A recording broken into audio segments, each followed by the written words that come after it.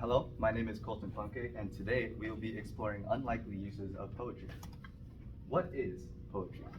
Robert Frost says, "Poetry is when an emotion has found its thought, and the thought has found words." That's sweet and all, but it doesn't remotely tie into the topic I have today, so I'm going to give another definition. Poetry is something that rhymes. And that's me, I said that. The Encyclopedia Britannica defines rhyme as the correspondence of words with similar sounding final syllables used to echo one another and to unify a poem's stanzaic form. In other words, rhyme is when something looks, sounds, or is like another thing. Now you may be asking, why are we talking about poetry? Most people think of poetry as only being about written poems, but what if I told you that you can find poetry as something as wildly different as movie franchises? For example, wrong slide. That's right, Star Wars.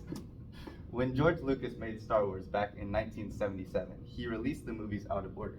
He made episodes 4, 5, and 6, and then 16 years later went back and made episodes 1, 2, and 3. Since he went back to write the past, he was able to write narrative parallels and foreshadowing within the story. Originally, Star Wars was just a traditional hero's journey about good versus evil, but it became the story of how Anakin Skywalker, aka Darth Vader, the Chosen One, rose, fell, and was redeemed. When talking about the parallels and foreshadowing in regards to the prequel trilogy and the original trilogy, in a documentary about the making of Episode 1, George said, again, it's like poetry, so that they rhyme. Every stanza kind of rhymes with the last one. This quote is where I get the definition of poetry and rhyming from, so that's what I'll be exploring. I have two main points. One, how poetry manifests as narrative parallels and foreshadowing, and two, how those two things culminate in the finale of Star Wars. Poetry as narrative parallels and foreshadowing. A big parallel is that the first movie of the PT and the OT both have the same basic plot. There's a young orphan kid who yearns for adventure, who meets a wise old Jedi who promises to train him. The kid blows up an evil space station, and it ends in a victory celebration. The next is that each villain of the PT has specific traits that each point towards Darth Vader. Darth Maul is a Sith apprentice, Count Dooku is a fallen Jedi, and General Grievous is a cyborg. Well, if you remember, Darth Vader is a Sith apprentice, a fallen Jedi, and a cyborg, all in one. The next is that the way the Jedi treat the Chosen One foreshadows their downfall.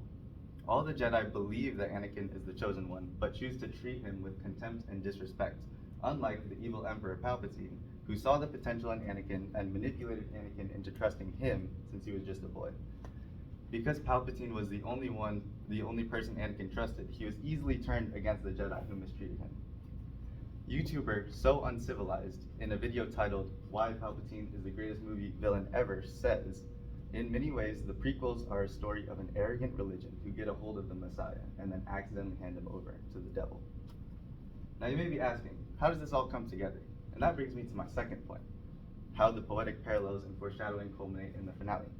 The climax of both the PT and the OT have almost the exact same scene, but with two different meanings tied to each one.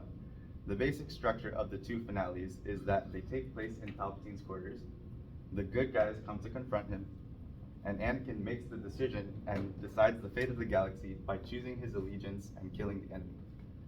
Every point in the past has been rhyming with everything happening now, and it all points to the same outcome, Emperor Palpatine winning. But that doesn't happen.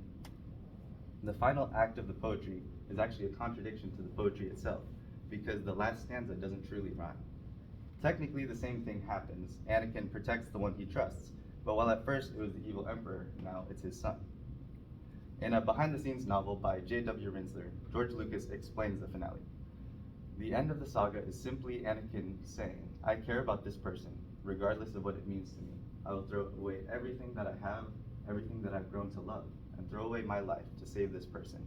And I'm doing this because he has faith in me, loves me despite all the horrible things I've done. I broke his mother's heart, but he still cares about me, and I can't let that die." And so, Anakin kills the enemy and saves the galaxy, fulfilling the prophecy of the Chosen One by bringing balance to the Force. He broke the cycle of pain and suffering because one person still had faith in him. And that's the story of Star Wars. Thank you.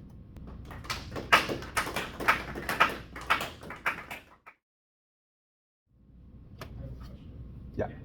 What was the Twilight slide for? It was just a joke. Next is, Yeah.